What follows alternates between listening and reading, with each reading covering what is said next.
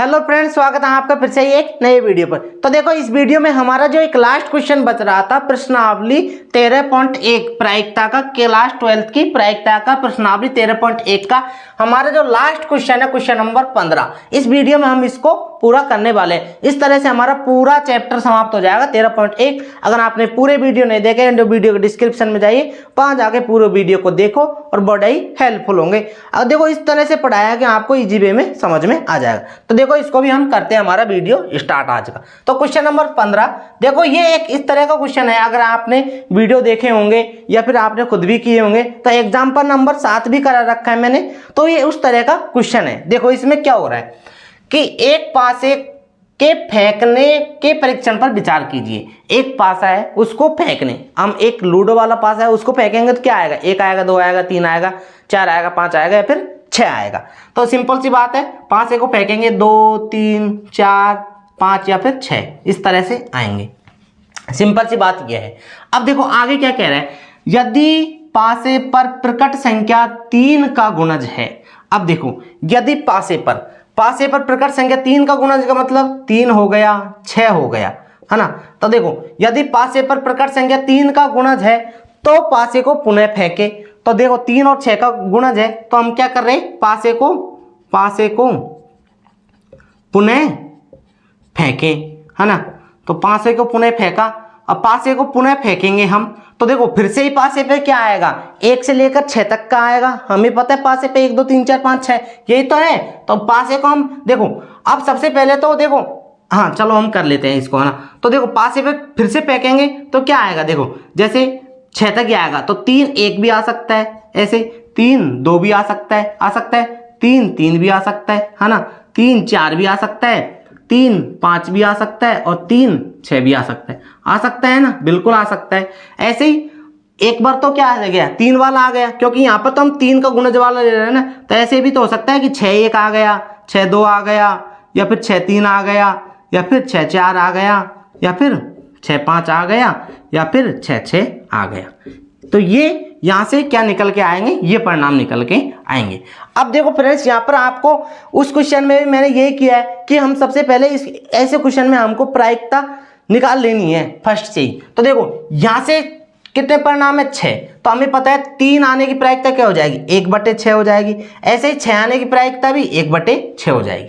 तो अब देखो, अब यहाँ से 1/6 आ गई प्रायिकता दोनों की, है ना। तो अब देखो इसमें क्या हुआ, फिर से ही प्रायिकता 1/6 थी और फिर से ही 6 भागों में बट गई। 1 से लेकर 6 तक का था, क्योंकि 3 और 6 तो थे ही, लेकिन हमारे फिर से पासे को फेंक दिया तो पासे में कितने परिणाम होंगे, 6। तो ये फिर से ही 1/6 इंटू 6, सॉरी 1/6 इंटू 1/6, तो कितना हो गए, 1/36।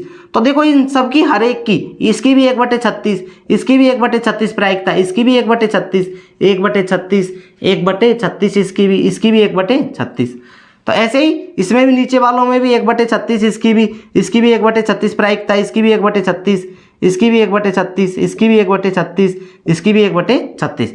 तो समझ में आया होगा कि 1/36 1/36 प्रायिकता किस तरह से आई है। अब आगे करते हैं क्वेश्चन को। तो देखो यहाँ तक तो हो गया हमारा कि 3 का गुणज आया, तो 3 का गुणज 3 और 6, तो हमने पे एक पासे को फिर से फेंका, तो पासे को पुनः फेंका। और यदि, अब देखो क्या कह रहे हैं, और यदि कोई एक अन्य संख्या, जैसे इसके बाद में कौन कौन सी बच गई, जैसे मेरे पास 1 आ गया, 2 आ गया, 4 आ गया और 5 आ गया। यदि इनमें से आया तो इन सब की प्रायिकता क्या होगी, 1/6 1/6 1/6 1/6 सबकी प्रायिकता, है ना। 1 आने की प्रायिकता 1/6, 2 आने की प्रायिकता 1/6, है ना, सिंपल सी बात है। अब देखो, यदि कोई अन्य संख्या प्रकट हो तो एक सिक्के को उछाले। अब तो क्या होगा, एक सिक्का उछाला, एक सिक्का उछाला। अब उस सिक्के पर हमें पता है, सिक्के पर या तो हेड होगा या फिर टेल होगा।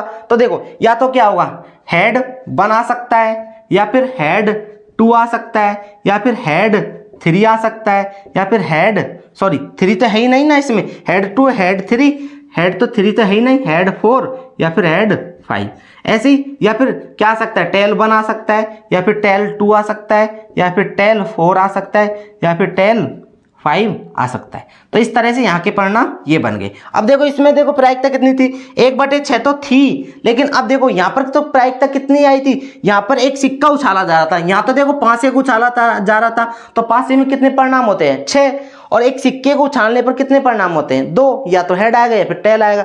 तो 1/6 थी, इसको 1/2 प्रायिकता में कर दिया, क्योंकि या तो हेड आएगा या फिर टेल आएगा, तो यहाँ से 1/12 आ जाएगा। तो इन सब की 1/12, इसकी भी 1/12, इसकी भी 1/12 प्रायिकता, इसकी भी 1/12, तो देखो इधर भी 1/12 है ना, 1/12, 1/12, 1/12, इन सब की 1/12 प्रायिकता हो जाएगी। तो आइए फ्रेंड्स, यहाँ तक तो बिल्कुल क्वेश्चन समझ में आया होगा। अगर यहाँ तक जिसके भी क्वेश्चन समझ में आएगा तो आगे तो कुछ नहीं, बेस्ट सिंपल सा है। आगे तो जो हमने पहले किए थे क्वेश्चन वैसे ही करना है। देखो अब आगे क्या कह रहे हैं, घटना न्यूनतम एक पासे पद संख्या 3 प्रकट होना दिया गया है। तो हमें पता है जो हमें दे रखी है उसको क्या मानते हैं, माना घटना बी, जो दे रखा है उसको हम नीचे वाली मानते हैं, और जो ज्ञात करना है उसको हम ऊपर रखते हैं। तो ज्ञात करना कौन सी, ए घटना, तो उसको हम ए बाद में मानेंगे। तो सबसे पहले दे रखी है, तो माना घटना बी क्या है, न्यूनतम एक पासे पर संख्या 3 प्रकट होना, है ना। न्यूनतम एक पासे पर 3 प्रकट होना, मतलब कि एक पासे पर 3 तो आएगी, दोनों पर भी 3 आ सकती है। न्यूनतम का मतलब कि कम से कम एक पासे पर 3 तो आना जरूरी है, कंपलसरी है। तो देखो क्या क्या आ जाएगा, 3 1 आ जाएगा, है ना, 3 2 आ जाएगा, है ना, 3 3 है, 3 4 है, 3 5 है, और इधर 3 6 भी आ जाएगा, है ना। और उसके बाद और कोई है क्या, इधर है ना H1 H2 H3 तो है ही नहीं, टी और टेल में भी नहीं है 3। तो देखो ये आ जाएंगे हमारे पास। अब इन सब की मुझे प्रायिकता चाहिए, जैसे पी भी चाहिए मुझे। क्यों चाहिए पी भी, क्योंकि पी ए अपॉन बी क्या होता है, सेपरेबल प्रायिकता, पी ए इंटरसेक्शन बी, है ना, अपॉन में पी बी, तो पी भी चाहिए मुझे। तो देखो अब इनकी प्रायिकता देखो, 3 और 1 की प्रायिकता 1/6, सॉरी 1/36 है, प्लस 1/36, इन सब की प्रायिकता क्या है 1/36 है पूरों की, है ना। तो 1/36 कितने है, ये 3 और 3 6, तो 4 + 5 + 6, पूरे इन सबको ऐड करेंगे तो 6/36, तो यहाँ से क्या आ जाएगा 1/6, इसकी प्रायिकता आ जाएगी पी बी की। तो अब यहाँ से बिल्कुल सिंपल हो गया। अब आगे क्या करेंगे हम, देखो माना घटना ए, तो घटना ए क्या है, देखो घटना ए के किसको मानेंगे, जो हमें ज्ञात करना होता है। तो देखो इसमें बोल रहा है, यहां तक तो दिया गया है, तो घटना सिक्के पर पट प्रकट होने की सप्रतिबंध प्रायिकता ज्ञात कीजिए। तो देखो आगे क्या मानेंगे, घटना ए क्या है, सिक्के पर, इसको क्या मान सकते हैं, सिक्के पर पट प्रकट होना, बस सिंपल सा है, कुछ नहीं। इस तरह से आपको देखो क्वेश्चन कहेगा ना, जैसे ही करना है। मैथमेटिक्स में हम हमारी तरफ से कुछ ऐड कर ही नहीं सकते ना, क्वेश्चन कहेगा वही तो करेंगे ना हम। तो देखो इसमें क्या है, सिक्के पर पट, तो सिक्के पर पट का मतलब कि टेल, और सॉरी हाँ सर सही है, पट का मतलब टेल और चित का मतलब हेड। तो देखो पट वाला नीचे, तो सिक्के पर टेल 1 टेल 2 3 तो हमें लेना है ही नहीं, क्योंकि 3 का गुना तो ऊपर ले लिया, और इधर टेल 4 एंड टेल 5, है ना, और टेल 6 भी 3 का गुणज हो जाएगा।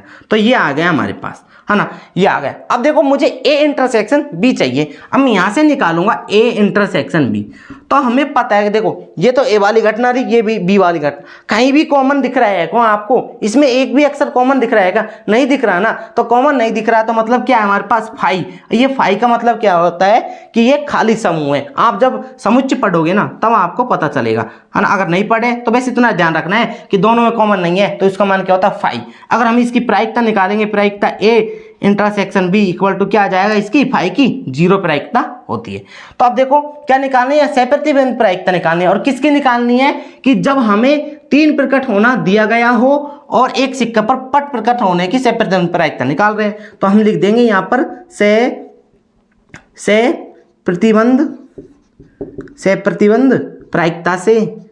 सप्रतिबंध प्रायिकता से क्या आ जाएगा मेरे पास, पी ए अपॉन बी क्या आ जाएगा, P A intersection B upon में पी बी। तो देखो ए इंटरसेक्शन बी का मान तो क्या आ गया मेरे पास 0 और पी बी का मान 1/6 आया था।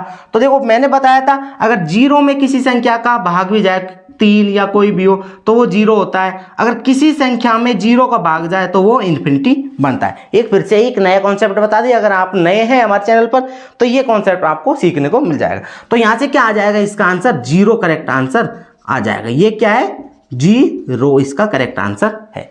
तो आइए फ्रेंड्स, इस तरह से आपका 13.1 पूरी प्रश्नावली आपको समाप्त हो गई।